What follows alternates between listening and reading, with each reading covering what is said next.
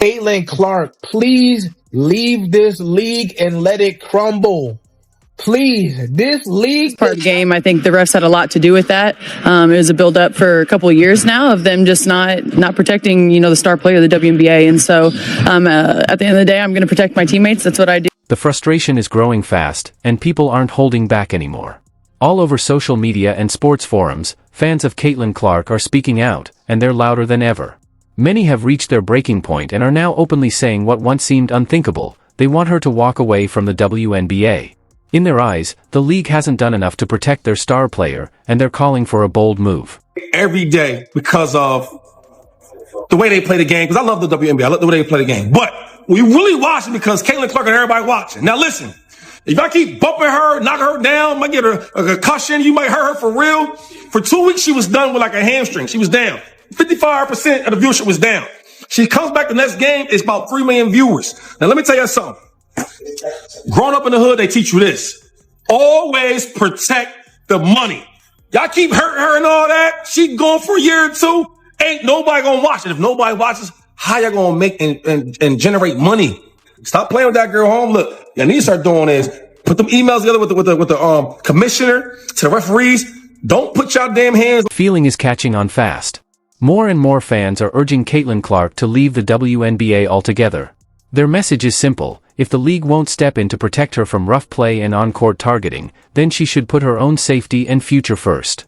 Supporters are calling for her to find a league, or another path, where she's valued and looked after. Yeah, just go play basketball somewhere else. Your fans will follow you. We will follow you wherever you go. But let this shit crumble and burn to the fucking ground, man. Let the viewership drop below 50%. Let them lose hundreds of millions of dollars again, man. Let them go back into fucking irrelevancy. Nobody giving a damn about none of these players. Sophie Cunningham, now widely seen as Caitlin Clark's protector on the court, has finally spoken out about why she stepped in. And what she said shines a light on a much bigger issue. This isn't just about basketball anymore. It's about a league that's failing to stand up for one of its biggest stars. To many fans, it's clear, the WNBA has lost focus on what really matters. Dialed in. I need to focus on hitting my shots, making sure I'm executing the schemes right. I'm not focused on the extracurricular activities. And you know what? During that, it was just part of the game. I think the refs had a lot to do with that. It was a build up for a couple of years now of them just not protecting, the star player of the WNBA. And so at the end of the day, I'm going to protect my teammates. That's what I do. And I'm a team player. So what should have been a regular Tuesday night game between the Indiana Fever and the Connecticut Sun turned into yet another troubling moment. Once again, Caitlin Clark took hard hits on the court, treated more like a target than a player, while the WNBA stood by and did nothing. For many, it's just the latest sign that the league isn't doing enough to protect its rising star. I've literally been beating this girl up, pushing her on the floor, pulling her hair, poking her in the eye. You hear me? That's dangerous, bro. Because y'all mad because she pulling up threes in your face and then talking her smack like she should. Everybody else do it, so what's different? Y'all be picking and choosing who y'all want to pick y'all battles with, bro. That's just people. JCS Sheldon poked Caitlin Clark in the eye. As she was still reacting to the pain, Marina Mabry shoved her to the ground. And somehow, the referees gave Clark, not her attackers, a technical foul, calling it unsportsmanlike conduct. Let that sink in. The player who got hit twice ends up being the one punished, while the others walk away with barely a warning. To many fans, it's a jaw-dropping example of just how broken things are. Marina Mabry's still staying in the game. What do you have to do to get ejected? Yeah, that's all of our question, buddy. None of us know. None of us know what you have to do to get ejected in the WNBA. You can pull hair. You can pull hair. You can drag. Stop. You don't even have to pull hair. You can drag someone to the ground by their hair and not get ejected. You can. You can body check someone to the ground with no ball in sight. You can poke someone in the eye. None of these things will get you ejected. So at least we know these are the 3 things that you can do. Has anyone thrown a punch yet and not gotten ejected? I think that's just the last straw. Like, maybe that would get you ejected. Anything else? Fair game. But this time, something changed. Caitlin Clark wasn't alone. She had Sophie Cunningham by her side. After watching Clark take hit after hit, game after game, Cunningham had finally seen enough. With just 46 seconds left on the clock, JCS Sheldon stole the ball and headed for what looked like an easy layup. But Cunningham stepped in, hard. She grabbed Sheldon by the hair and pulled her to the floor, sparking a full-blown brawl. It wasn't just a reaction, it was a message, one that echoed far beyond the walls of Gainbridge Fieldhouse. Everything changed in that moment. Sophie, who's my one of my favorites now. She's become one of my favorite WNBA players. I'm gonna watch her too, like I watch Caitlin. Look at what she did. And people may not say that this was in response or whatever the case may be, but I feel like Sophie is like, you want to play? We can play. I want to play the clip of her with the girl. And your girl Sophie. Wilson had it knocked away. Good hands by Allen. Sheldon comes up with the steal. Watch it. Going coast to coast. What's up there? And here's we got another break this here. As J.C. Sheldon goes right after Blonde hair and the high heels fool you. It was a hard foul, no question. If you're enjoying this, don't forget to subscribe. What happened next was unlike anything the WNBA had seen before. In just 24 hours, Sophie Cunningham's TikTok following exploded, from under 400,000 to over 1.2 million. Her Instagram gained more than 800,000 new followers. But this wasn't just about numbers, fans were rallying behind her. They called her the Enforcer, snapped up her jerseys until they were completely sold out, and turned her into a symbol of standing up and fighting back. This wasn't just a viral moment, it was a cultural shift that exposed something much deeper about the state of the league. Are we even surprised about this?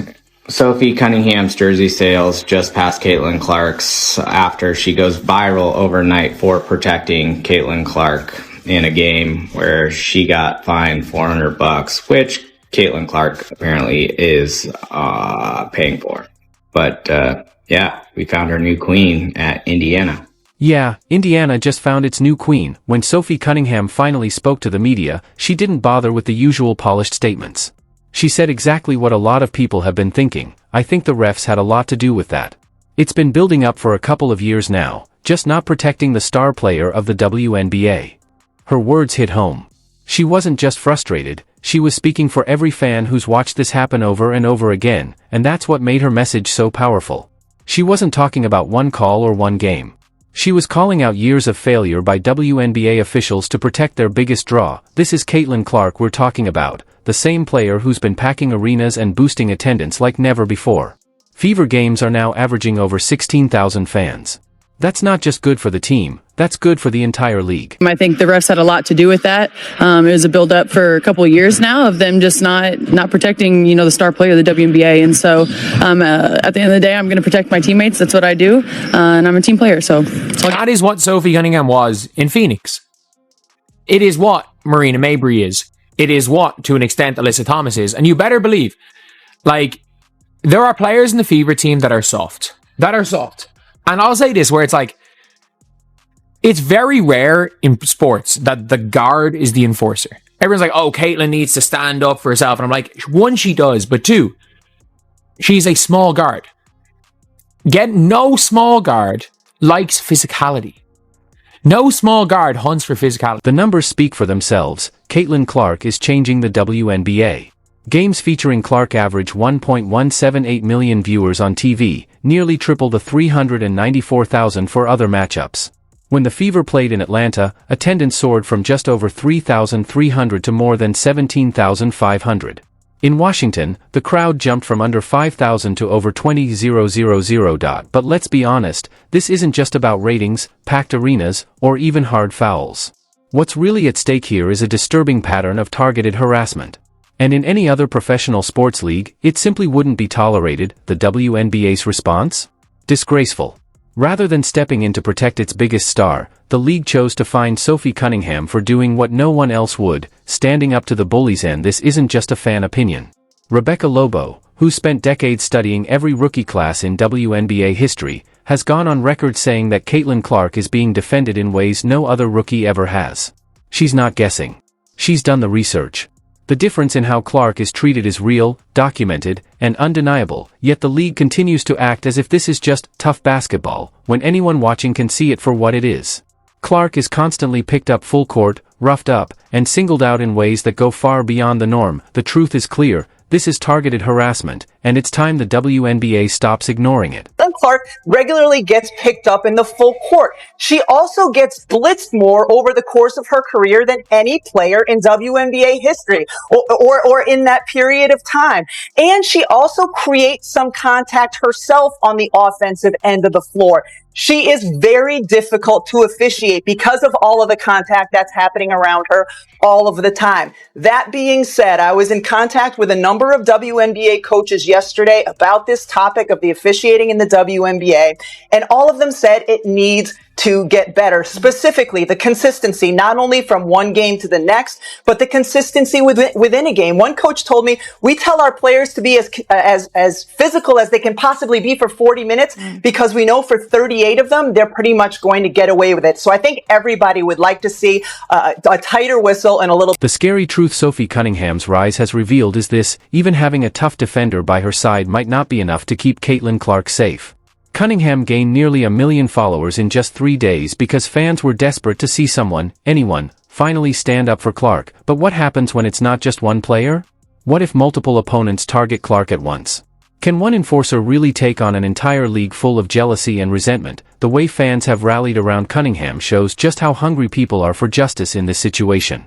But this isn't really about Cunningham alone, it's about the fans backing anyone who's willing to protect Clark, because they see what the WNBA refuses to admit: the biggest proof of the league's failure isn't in isolated moments, it's in the clear pattern of things getting worse. No other sport would ever let this slide. Never in a million years would I have thought I would feel compelled to turn on that WNBA game that's going on at the same time and find myself watching it and yelling, "Drag her ass," as Sophie Cunningham is tackling Sheldon to the floor. Love it, dude. It's so good. So good. The WNBA has needed, and the Fever more specifically, but just in general, the WNBA has needed a Sophie Cunningham so badly. And for the record, every single team needs a Sophie Cunningham. Every team that has, their star player, their top guy, gal, whatever, you need someone on the team that when they get messed with, you put that person, whoever messed with them, on their ass. Every time. Every single team in professional. From a business standpoint, Caitlin Clark is a game changer for the WNBA. She's brought more attention, bigger crowds, and higher revenue to women's basketball than any player in the league's history. During her rookie season alone, the buzz around her was so big that some cities had to move games to larger venues just to handle the crowds. But instead of protecting this valuable asset, the league has let her become a target for players holding grudges and referees with their own agendas. The way the WNBA treats Clark versus how they should treat her shows exactly where their priorities lie. When teams can't sell tickets without her, when TV ratings triple when she's on the court, and when entire cities rearrange venues because of her drawing power, the smart move would be to keep her safe and help her succeed. Instead, they've turned her into a punching bag, then acted like it's just part of the game. Correct me if I'm wrong, but that doesn't add up. Correct me if I'm wrong, and I don't think I'm wrong, but Caitlin Clark is the most marketable American athlete that we've had in forever. Also, Sophie Cunningham is a smoke show. Sophie Cunningham is turning heads, but the biggest worry in this whole story isn't the fouls or the fights, it's the growing feeling among Caitlin Clark's fans that she'd be better off somewhere else. The truth is, Clark's fans now have choices they didn't before. They've shown they'll follow her anywhere: new cities, new venues, even new TV networks. The real question isn't if they'll keep supporting her if she leaves the WNBA.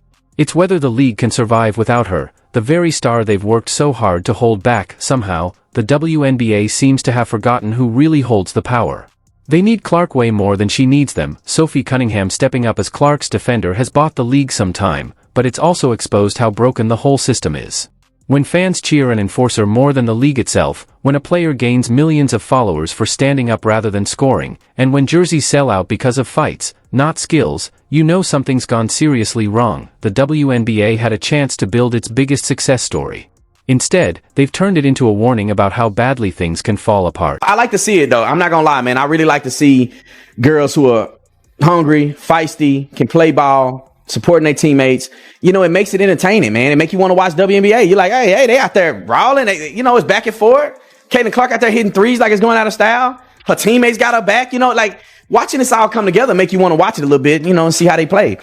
And I think without Caitlin and them coming to the league, I just think that I don't think it'd be as popular. I think it would have been status quo. But Caitlin Clark is making a ruckus with everybody hating on her, everybody trying to fight her. And then the fact that she plays